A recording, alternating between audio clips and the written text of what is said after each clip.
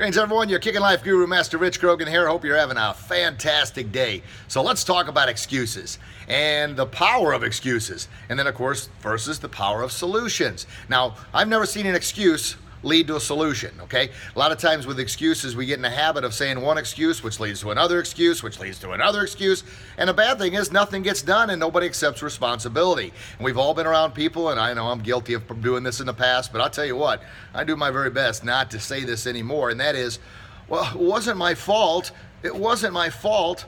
Well, maybe it really wasn't, but if we condition ourselves to get in the habit of saying it wasn't my fault or blaming somebody else and not accepting responsibility, if that becomes our go-to, well, you know what? That becomes the easiest thing to do, and before we know it, we're doing that for absolutely everything. And it kind of turns into the little girl who cried wolf.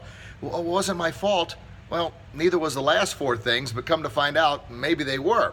So instead of focusing on the excuse, think about, well, accepting responsibility would be a great place to start, but trying to find a solution. What went wrong? What happened? So you feel, obliged or obligated to make an excuse instead of a solution. Now, is that easy? No. Just like anything else in life, that getting outside of your comfort zone can be a little on the tough side. But I promise you, if you focus on, right before you get to say, well, that wasn't my fault, think about it. And maybe it truly wasn't your fault, but think about what you could do to maybe make it better. And by doing that, sort of like the blog I mentioned a few weeks ago about working on your perseverance muscles or your quitting muscles, well, it kind of flows in the same thing here. If you continue to make excuses, you're working on your quitting muscles, and it gets easier and easier to find excuses. Where you work on your perseverance muscles, you're finding ways to battle through. And the more you do that, the more you're going to feel better about yourself by not making an excuse, but actually finding a solution. And I promise, the solution, well, let me back up. Is the solution always easy? Absolutely not.